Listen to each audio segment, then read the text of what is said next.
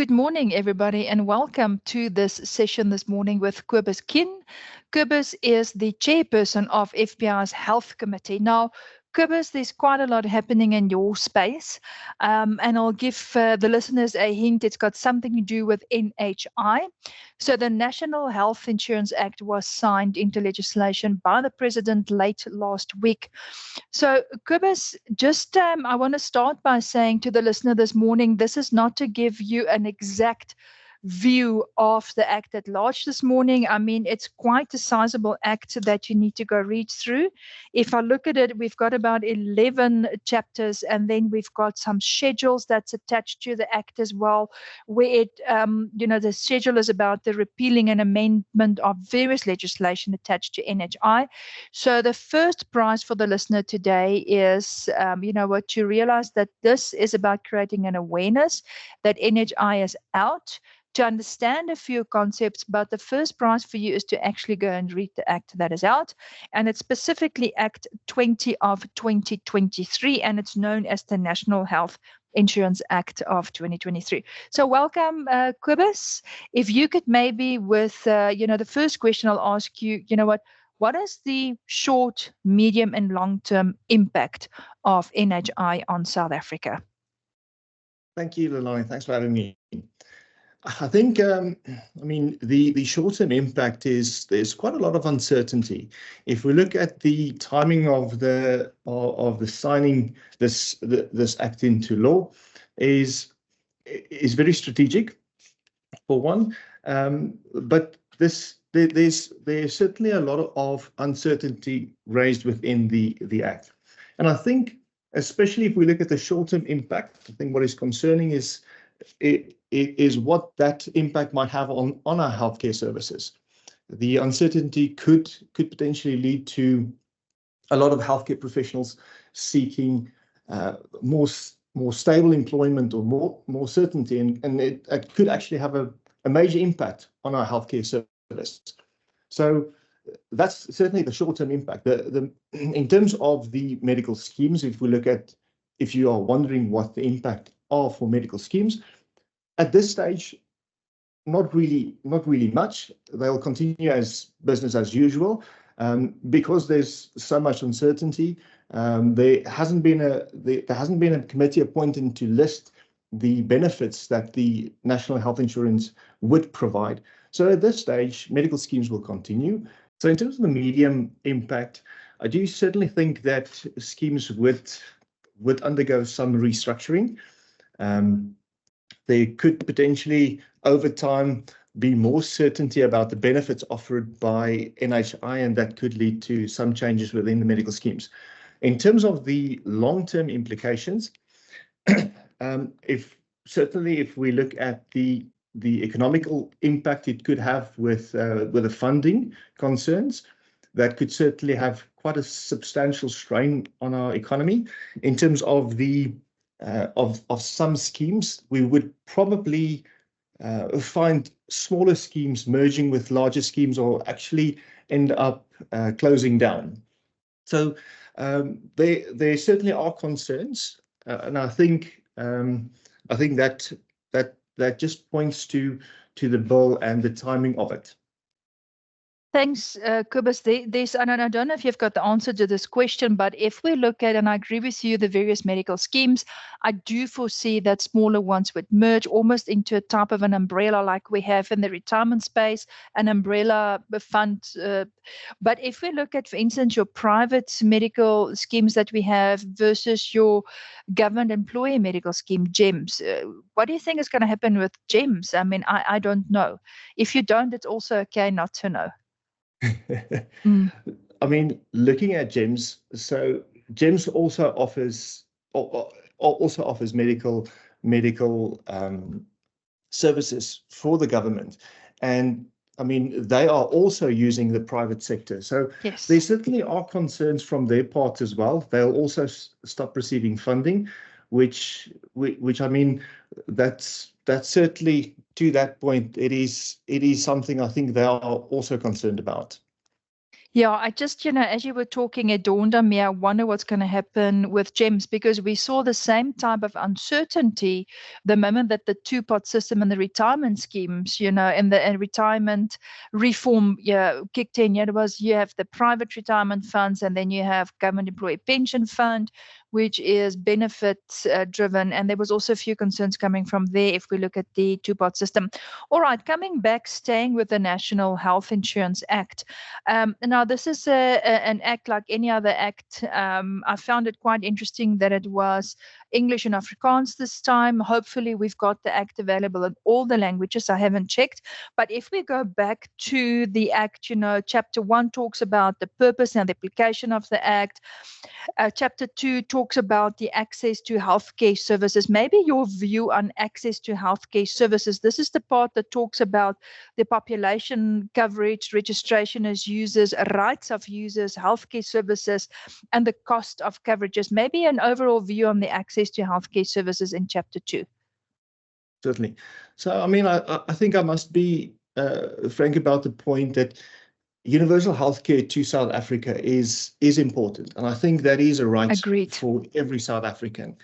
In terms of the practicality and implementation, that might be some challenges. So currently, we do have a public healthcare sector that offers some services to the public, but there are significant constraints, management issues, long waiting lists that does lead to a lot of people not getting the right healthcare that they should actually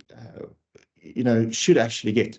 So yes, I do believe that is a right for every South African, and I think there is certainly space for improvement. And we do have seen certain hospitals in certain provinces that has certainly improved the public sector, and other provinces that has struggled to do so. So yes, I think it is certainly a right, and there is definitely space for improvement. I think at this point in time, Kobus, I have to agree with you. It's absolutely a constitutional right for everybody to have access to reasonable health care.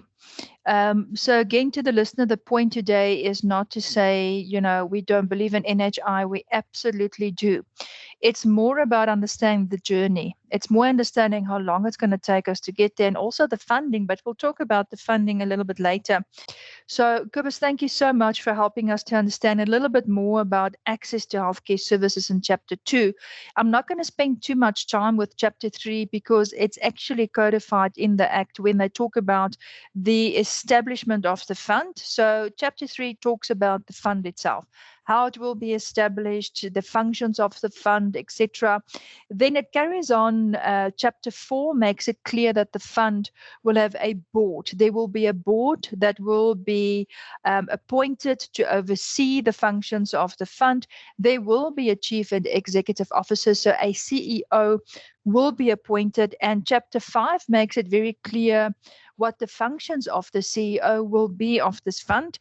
And then Chapter 6 goes into committees that will be established by the board. So this talks about the governance of the fund, which committees will look after it. It also talks about in Chapter 7 about advisory committees that will be established by the minister. Now, at this point in time, I do assume that those advisory committees would be made up from the public and private sector. What is your view on those committees? I certainly think that drawing in the private sector into these committees would certainly be necessary. So yes, I think those committees would play a crucial role, obviously determining the benefits, playing a role in terms of the governance, and also playing a role in terms of anti-corruption. So those committees are going to be pivotal to and crucial to the role of NHI. Yeah, and I can only assume at this point in time, if we look at those committees, it talks about a stakeholder advisory committee. So it would be suitably qualified individuals that understand something about healthcare. Yeah. I'm sure of that.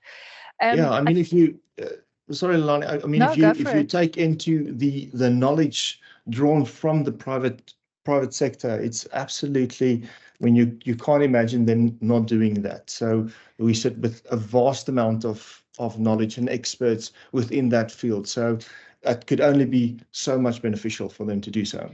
Absolutely, I agree. For me, it is important to see where your primary healthcare and your private healthcare, everybody in the healthcare sector for that matter, actually comes together, because this is really for the greater good of everybody in South Africa. So for me, it's of critical importance that we actually have suitable, qualified people from both sides of the coin work together to make this work. Kobus, I'm going to jump straight into Chapter 8, which talks about the general provisions applicable to the operation of the NHI fund. And this is where it just talks a little bit about the role of the minister, the role of the department. But I think one section of NHI that had quite a bit of coverage late last week is particularly Section 33. And I do recall reading articles, Adrian Gore, the CEO of Discovery, actually had a lot to say about that. I was looking at a few of the medical aids websites, and they've already updated what the role of medical schemes would be. Maybe you can talk a little bit about Section 33. What would the role of medical schemes look like going forward? So in terms of Section 33, that is, I think that is one of the biggest things within the bill, and that states where medical schemes would not be able to deliver the same service that is being delivered by the National Health Insurance. And I mean, if we look globally, that not from what I can find, there's no other country who has developed a national health insurance scheme that restricts private healthcare to that extent.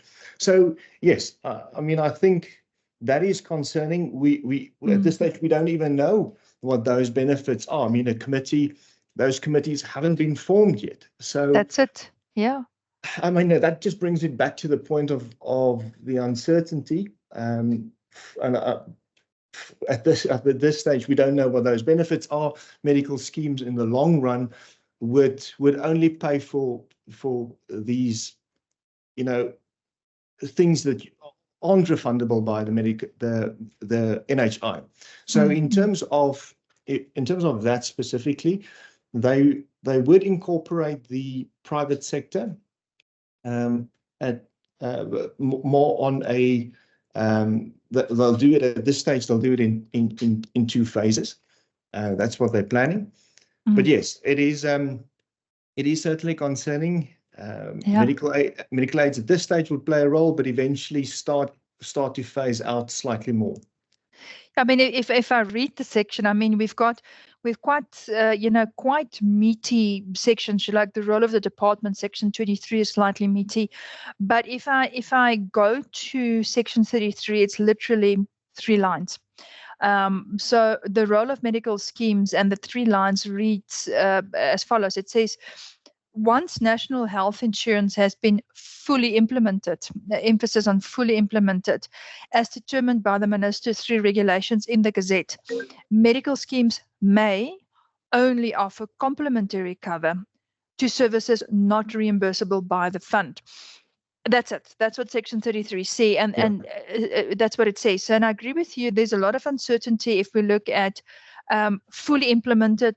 Big question there is, when will that be? And that speaks to Adrian Gore's point where he said fully implemented. And then to your point where it says medical schemes may only offer complementary cover.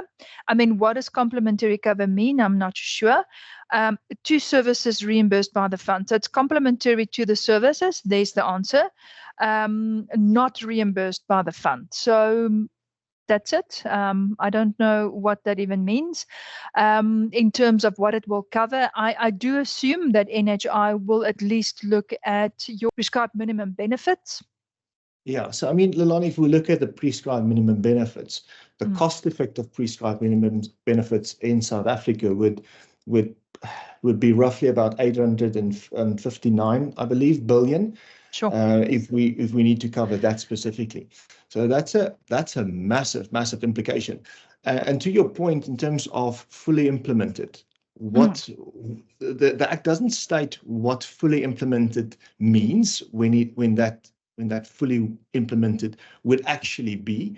From my understanding, it could take 10 to 15 years to reach that point. Kobus, thank you so much. If we then jump straight into chapter 10, it talks about financial matters. Now, a lot of people are wondering, how is NHI going to be funded? And section 48 and 49, specifically under chapter 10, talks about how NHI is going to be funded. So I've got two questions for you. One, how is NHI going to be funded? And then maybe if you do want to comment on the FTI consulting report that is widely available on the World Wide Web. Over to you. Thanks, Lelane. So it's speculated that we'll need an excess of 200 billion to make this possible. And looking at the FTI report, they speculate that we'd need to raise either VAT, income tax, or payroll taxes. So if we look at VAT specifically, they'll have to raise VAT from 15 to 21.5%, which is, when you can imagine the ripple effect that would have on the economy. The same goes for the income taxes. They'd have to raise across the board, income taxes by 31%. Meaning anyone earning 18% will have to pay additionally 31% extra. Someone paying 45%, 31% extra on that. So it is quite a very harsh implementation to make this possible. And the other potential possibility is raising payroll taxes to 1,500 rand for everyone not in the agricultural sector. So, I mean, the ripple effect on raising taxes could be devastating. It could result in people having less funds available to spend on the economy, and that again decreases the economical growth that South Africa so greatly need. Yeah, I mean, if I look at the section specifically financial matters, it talks about the revenue sources of the fund consist of money to which the fund is entitled to, any interest or returns on the investments, any money paid erroneously to the fund, which in the opinion of the minister cannot be refunded, any bequest or donation received by the fund, and any other money to which the fund may become legally entitled. And then the chief source of income, to your point in section 49, talks about money that is collected via general tax revenue. That is what you alluded to as well. It talks about the reallocation of funding for medical scheme tax credits that's normally paid to the schemes that would be routed towards the NHI. It talks about a payroll tax and a surcharge on personal income tax. That is what you have alluded to, which could be it will be introduced through a monetary bill by the Minister of Finance. So these are everything that you spoke about. So it's a payroll tax that could be levied on top of normal taxes, and then to your point, a surcharge on personal income tax. Sure. Lelane, I mean, just to add maybe to that, so they have to introduce what is called a money bill, and the money bill I saw that. Will specifically stipulate how they will fund this. But we haven't seen the money bill yet. No. So again, it just goes back to the point of so much uncertainty surrounding the bill. Yeah, there's an absolute lot of uncertainty. I mean, for those who want to understand where Kobus is getting his reference from, it is in section 49. Subsection 2, where it talks about the surcharge on personal income tax, and all of this is through the introduction of a money bill by the Minister of Finance, earmarked for the use by the fund, specifically subject to section 57, it says. And 57, if I recall correctly, is the transitional requirement. So if we reflect on a few things of where South Africa is today and the transitional requirements, so it is still a few years from now. But I think before NHI, I think that's one of the important things for our country that we need to address. But top of mind is grey listing. But grey listing is really hurting us from an investment point of view. Grey listing is hurting us from a GDP point of view. I mean, I've heard somewhere that we need a GDP of at least 4% to make NHI work. Now we're not close to the 4% yet. If we look at the unemployment rate, the latest figures released last week was 32.9% unemployment rate in South Africa. Now, for me, get us off the grey list, stimulate economic growth and address the high unemployment rate, because the more employed people you have, the more taxes you can raise and the more Absolutely. the more we can afford an NHI. So as much as NHI is 100% something that I support wholeheartedly, I don't think we can afford it at this point in time. What is your view on that? Yeah, Lelane, I mean, I think to your point about, offshore investment as well,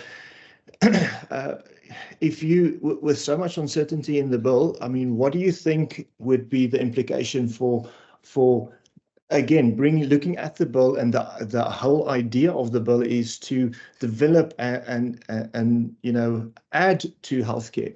But if that would certainly hinder investment into healthcare from an international point of view, because there's so much uncertainty. They don't know if they invest in our country, would it pay off? Are they going to play a role? Yes, I think that is certainly concerning to me. Looking at the unemployment which you mentioned, if we just say there's no more private medical schemes, then what is the ripple effect of just stopping those type of schemes, and the role that they play in the economy, the jobs they create, the research and development they spurt. So yes, there's just so much that comes from this, and that could lead to unfortunate events. That is 100% true. And again, to the listener, the idea is not that one doesn't support NHI. We absolutely do. To your point, Kobus, it's just that uncertainty, roles and responsibilities. Whilst the Act makes it quite clear that there will be a CEO, there will be advisory committees, there will be a committee for a committee. All of that is there. So the framework is there. But the uncertainty is really the funding, what the money bill would look like. And to your point, the first question we spoke about was the short term, and especially, we have to agree with you with the short term, the uncertainty in the medical space itself. But then maybe coming back to the Act, Kobus, for the sake of time, Chapter 11 then talks about miscellaneous, and under miscellaneous, there's quite a few things underneath there, which is from offences to penalties, regulations, etc. But there's one section, and that is because Section 49 categorically makes reference to that, and that is to the point you made about the money bill. So that money bill is subject to Section 57, and Section 57 is about the transitional arrangements that talks about two different phases. What is your view on the transitional arrangements that is in place, or well, in fact, the first phase already started 2023 already? Yeah, so they're planning to do it in two phases, and I think that the first phase is strengthening the current public sector, which is fantastic. That needs to happen. So they've done a couple of pilot projects in the past. I believe it was in 2012. There was a kind of a bit of mixed emotions with regards to the results of that. But the two phases, and I mean, I can just maybe refer to these two phases, is focusing on strengthening the healthcare system, improving the quality of public services. They're going to run a couple of pilot projects again, and develop some of their healthcare infrastructure and human resources. So they will certainly look at systems, implementing these committees, and then this would probably last until 2026, I believe, and then they will start with phase 2, where they would certainly start looking at continuing strengthening the public sector, engaging with the private sector, incorporating them. The bill also does allude to stating that the services offered by the NHI would be limited to what is the resources available from the private sector as well. So yes, there's certainly 2 phases, and thereafter we will see the gradual, slow implementation to where we reach full implementation. See, there's that wording again. So fully implemented. For me, you're absolutely right. It talks about the 2 phases. The first phase already started, so it's retrospective. It started in 2023 already, which was last year. And that runs to 2026 to your point, and then the second phase starts 2026 to 2028, which is just 3 years. And what is interesting there in phase 2, it does say that it focuses on the continuation of strengthening the health system, to your point, the mobilization of additional resources where necessary, and then importantly enough as well, is the selective contracting of healthcare services from private providers. So it's not as if private providers is now gone forever and a day. Services from private providers will come in, but there's that point. You know what, is it going to be, does it mean by the time that we reach 31 December 2028, is NHI then fully implemented? And is that when Section 33 will then come in? I mean, again, what does fully implemented mean? Yeah, I think it's a long road till we reach full implementation. I do think with the uncertainty it raises so much concerns. But I think as time progresses, things would become more clearer, and that would eventually, bring some certainty to what is going to happen, what we can expect. So yes, for now, it is. I think a lot of people are panicking, but I don't think you have to panic right away. I think a lot still needs to happen for this to really reach a point where it is fully implemented. And like again, I said, it would probably take more than a decade to reach that point. Absolutely. And listeners, thanks for sticking with us. If I can wrap up. So what I'm hearing today, Kobus, is everybody online, go read the full act. You know, it's very easy to make statements maybe out of context. Hopefully we really tried our best not to make anything out of context here today. This session is aimed at being informative, creating an awareness that, hey, NHI is there. It's Act 20 of 2023. Print the whole act. I'm not somebody that loves to print that much because I like saving the trees. But sometimes, you know what, you have to print it out to try and see the holistic picture. Of interest is, yes, there'll be a CEO, there'll be a lot of committees that will be established, advisory panels, etc. You know, the transitional requirements is there, phase 1, phase 2. They do say that they will pull in the services from private providers as well. Again, the question remains, what does fully implemented means? The money bill with interest, I don't know what that's going to look like, but hopefully, you know what, we'll have more ways of, you know, funding NHI. I do believe that the current taxpayer is already under a lot of stress. But let's see, time will tell. My understanding, Kobus, maybe a last question as we say goodbye to our listeners is, you know what, there's 30 days for anybody to legally oppose this. I've heard that there will be a few parties. What is your view? Can people oppose this? What is the process? They can certainly lodge their appeal, and like you said, there would be a lot of parties and big stakeholders that would certainly do so. So yes, I think that is something that we could closely monitor for the next 30 days, see what the developments are within the next couple of days. That's it. So we we will be watching the parliamentary working groups to see what's happening there. And to all involved, we do believe that NHI can work, but it takes time and it takes money. Talk about the effect of time value of money. Kobus, our guest in the house this morning, thank you so much for your time all the way from Kimberley. And I really thank you for your time. And listeners, let's watch the NHI space closely.